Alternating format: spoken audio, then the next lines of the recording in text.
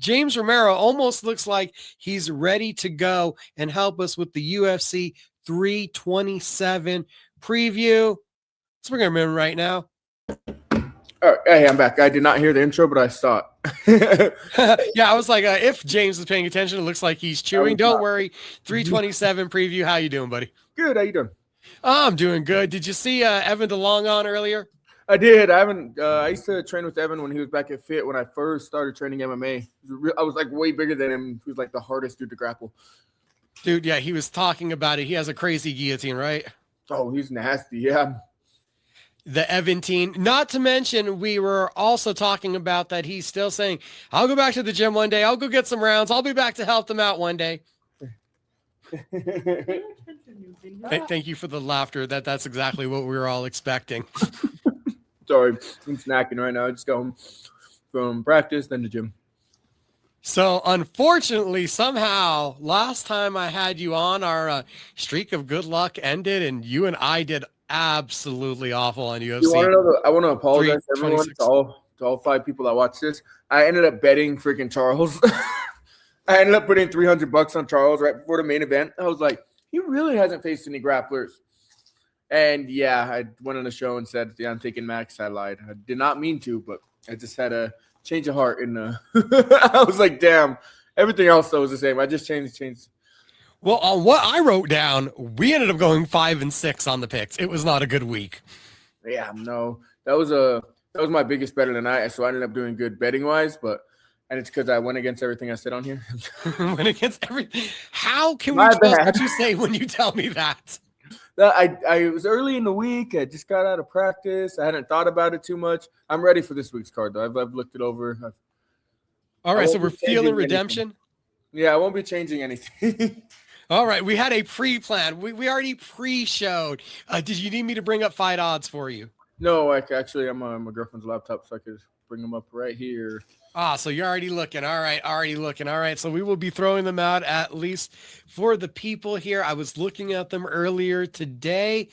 We'll see if anything has changed, but how big of a blow did you feel it was Saturday when we heard that Tyra versus Van is now moved back a month? It's only pushed back a month, so I was sad about it because I was excited for that fight. I thought I still think Tyra's going to win that one. It's going to be a fun one, but. See, one wrong prediction and not talking about a grappler, and James is already ahead of it. He's like, I am taking the grappler. I already saw the error in my ways. Yep, Tyra's good, and he's gotten better. I think he learned a lot from the Royval loss. But we don't have a grappler to talk about in the main event. We do have a new UFC light heavyweight champion to be crowned. Yuri Prochaska once had that belt.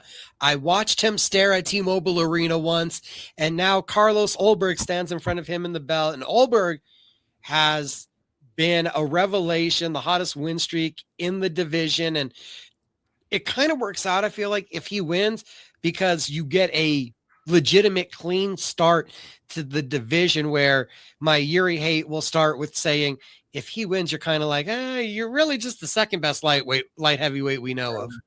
I'm way on the opposite side. I think it's the worst timeline ever if Ulberg wins.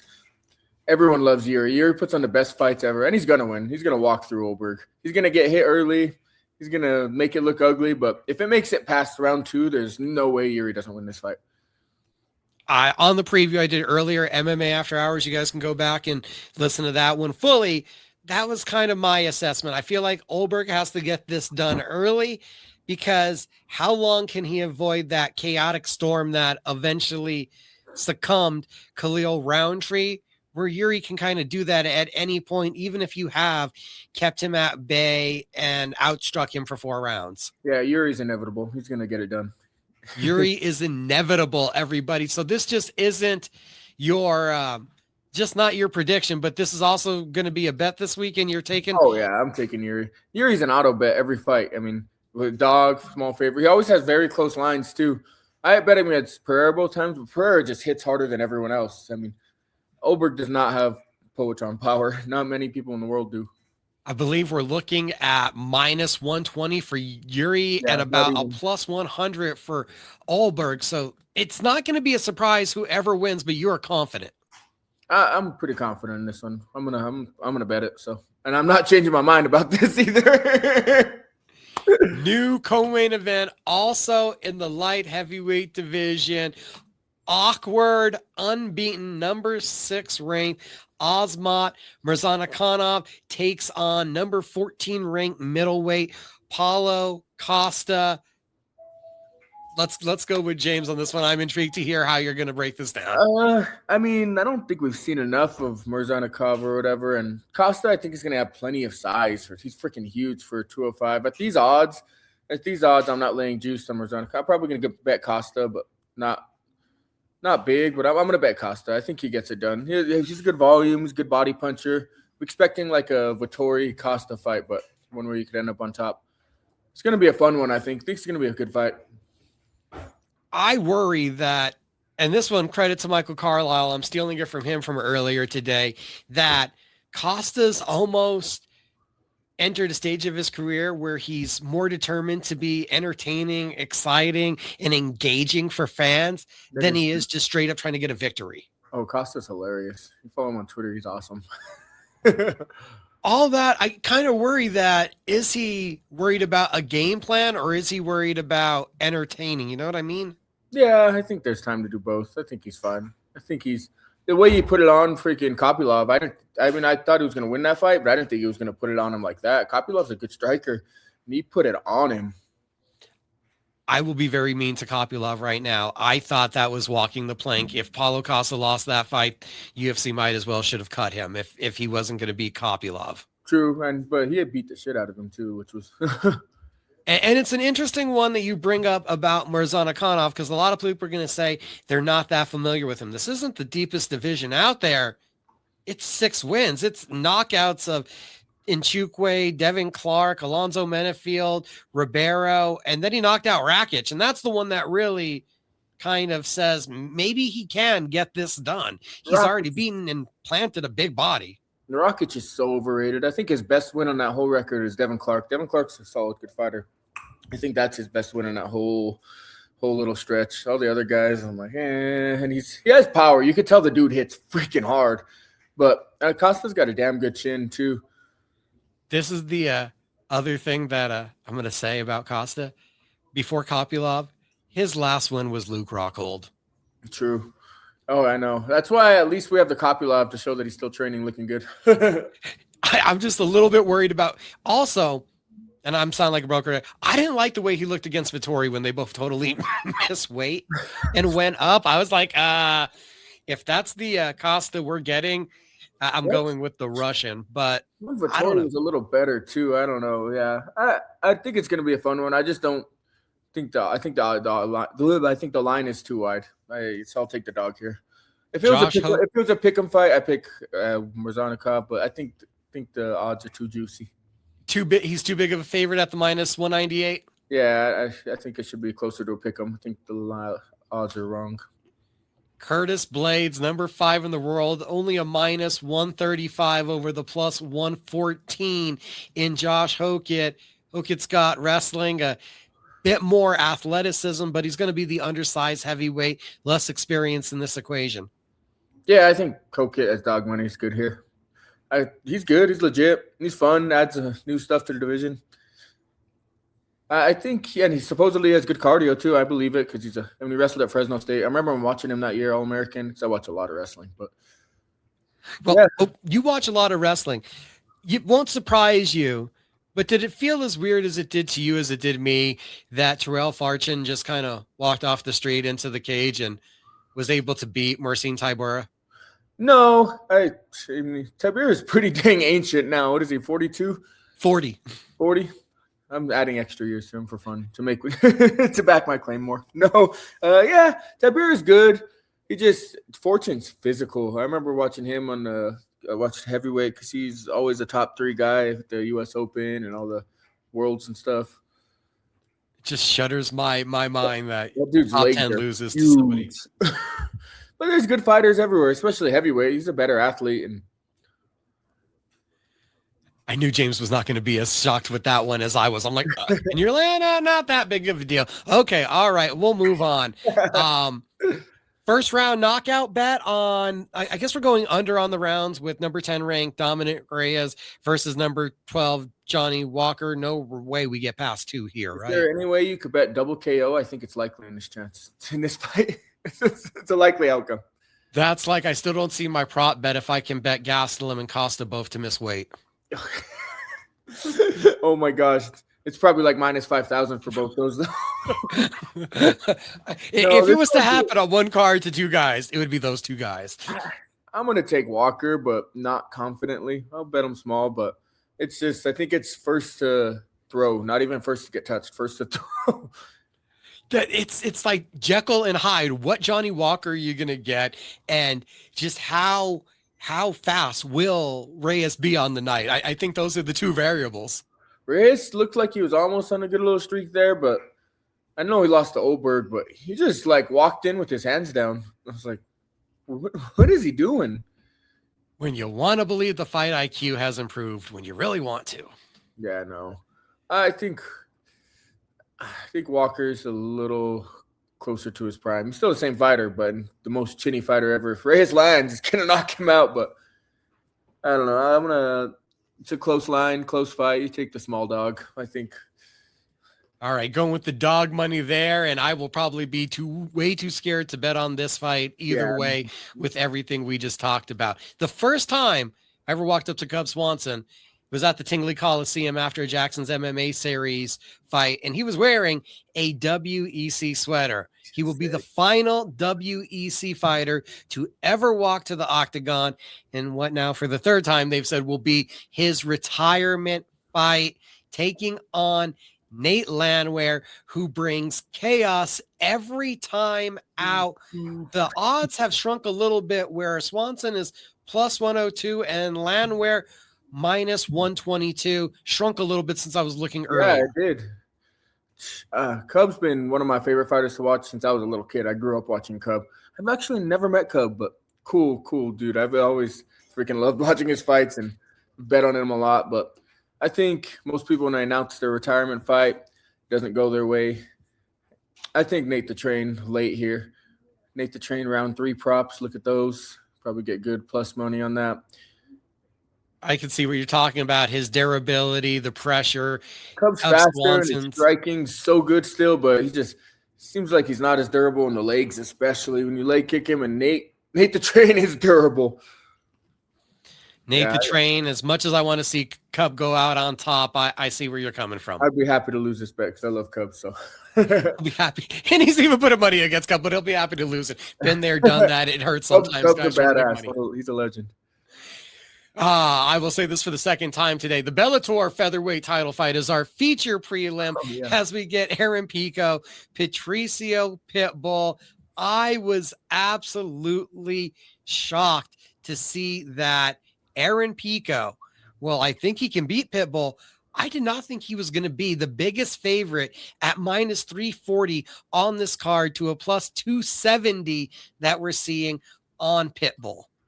Yeah, Pico is skilled, man. That dude, I don't know, maybe striking defense, maybe chin. A lot of people say stuff, but that dude's got all the freaking tools. He could literally be like one of the best fighters ever. Like his wrestling, he was a takedown away. Well, it was like a push. It was a crazy match against Molinaro, and Molinaro got a bronze medal that year in the Olympics, and Pico was almost our rep.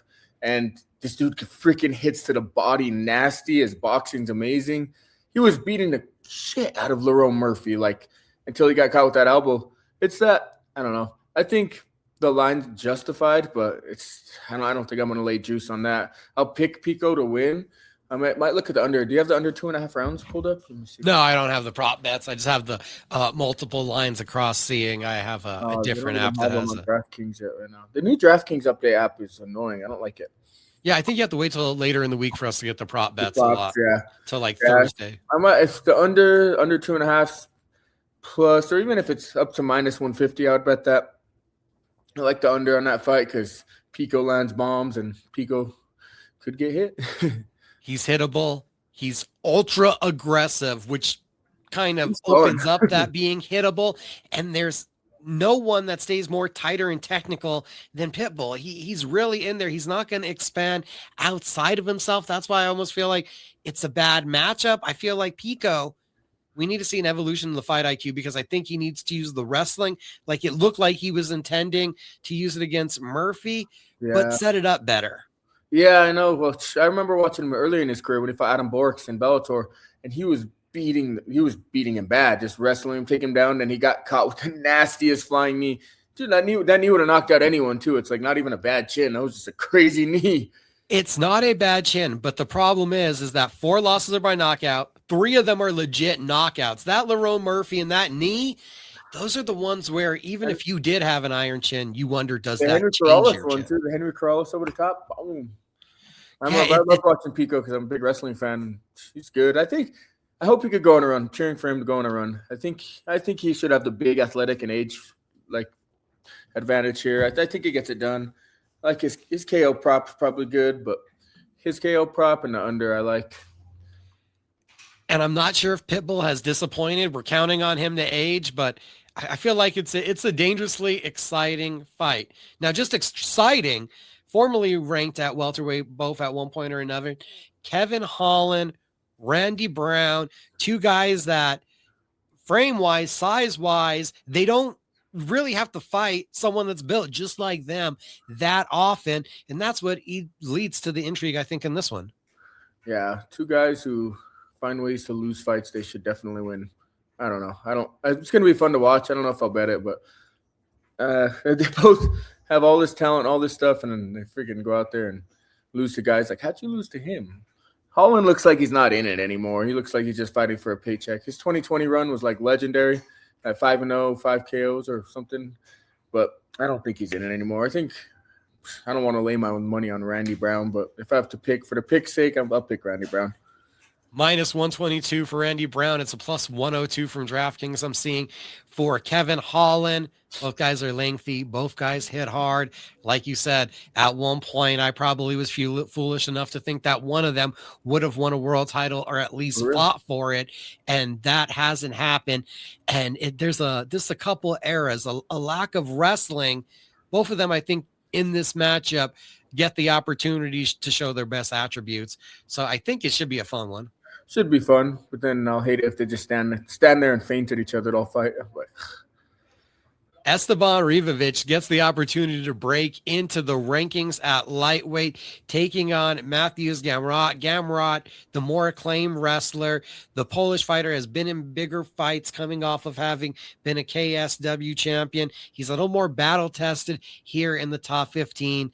Esteban Rivovic, the Argentine, has become beloved by the fan base after being in a one-of-a-kind war in the spear with Manuel Torres, I believe. Or was it Torres or was that Zellhuber? That's the one I'm trying to pull up right now because there were 2 Zellhuber in the spear. Yeah, it was Zellhuber, excuse me. It was the Zellhuber fight. This one, I feel like, is the demise of Gamrot being oversold. Oh yeah, I think Gamrot wins here pretty. He's gonna make I love hate this fight because I'm a fan of both and I love watching them both fight. So I don't want to see either of them lose. But I think Gamrot gets it done here. Gamrot's one of the best wrestlers in the lightweight division. He could let's watch him in his Armon fight. I bet Armon and I thought he lost that fight. It was a close. But either way, just watch how skilled he is. People are discounting that because he lost to Charles. Charles has gotten so much better at wrestling and is obviously one of the best grapplers ever in the sport.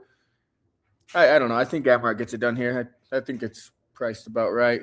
Ribovic is fun, exciting, but last time they gave Gamrot a fun, exciting prospect, he mopped the floor with him. It was a little bit Klein.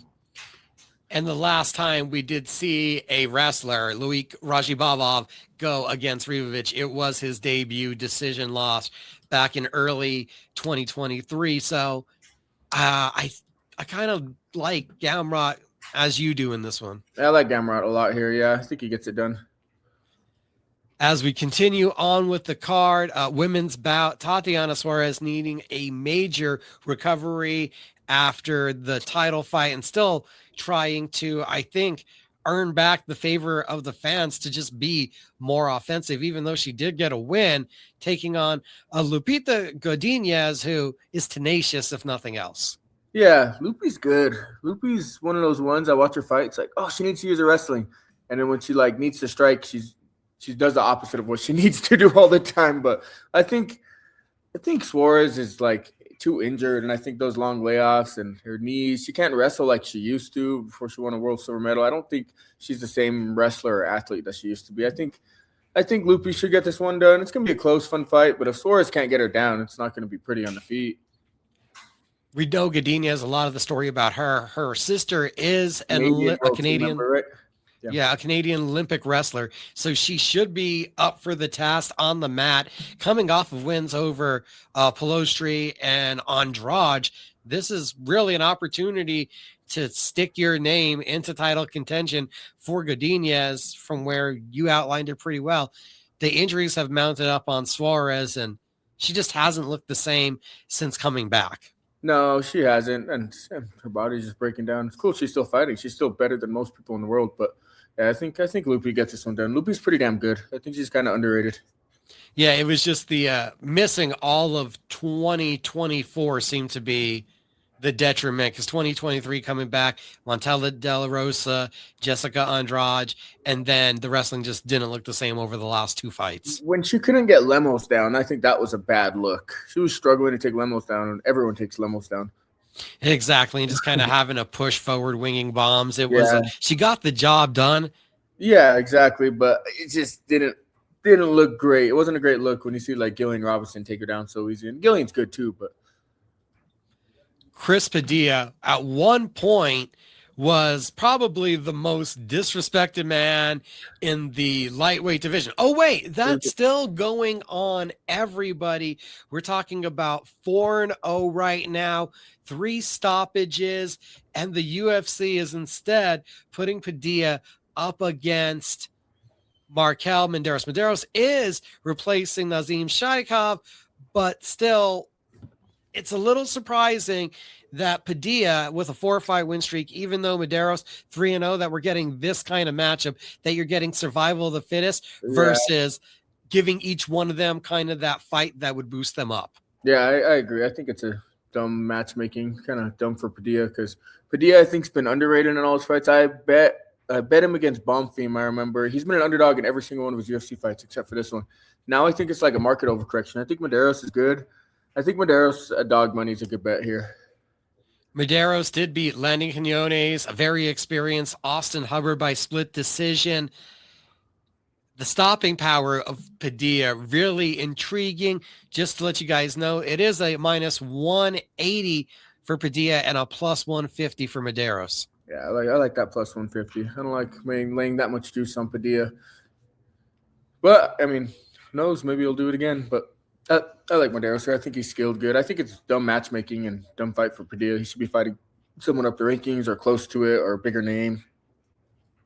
Not really. Either one of them should be fighting at middleweight, but Vicente Luque is moving up to middleweight to take on Kelvin Gastelum. Kelvin Gastelum, the second biggest favorite on the card at minus 255. He does have the wrestling background, has had power. Both guys have not really produced fights that have generated excitement recently. Yeah, no. This fight is hilarious. But I think Luque's even more done than Kelvin right now. He's looked bad. Even though he survived against El Fenomeno and Joel Alvarez fight, that fight should have been stopped like 10 times. But he just, after he got his brain bleed and came back, I'm like, yeah, it's crazy. I don't know if I'm going to lay minus 250 juice on Kelvin, but I don't really see Luque winning this in any way. I don't see how he could win because his grappling's good. I mean, you can't choke out the freaking fridge. Calvin probably misses weight by 5 pounds and has a 20 pound weight advantage. They still let him fight. You're probably right about all that. I don't know how that dude still has a job in the UFC. Like, make weight, dude. The card opens with Charles Radke, who stylistically, when you list all of his attributes, you think he should be a world beater. He just hasn't put it all together.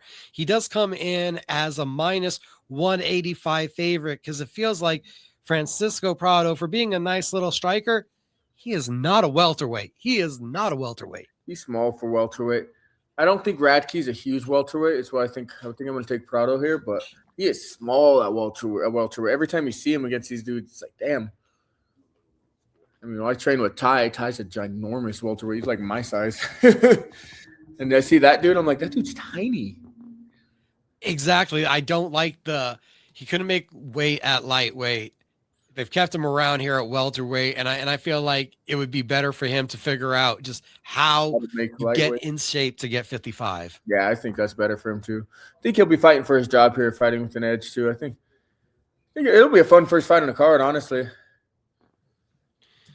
UFC 327. It took a little hit with losing Joshua Van, but we'll remind you guys real quick. And I think actually, James, you run down your list of picks so I can make sure I write them down correctly. Sweet. Let me pull them up. I'll just pull up the cards so I could.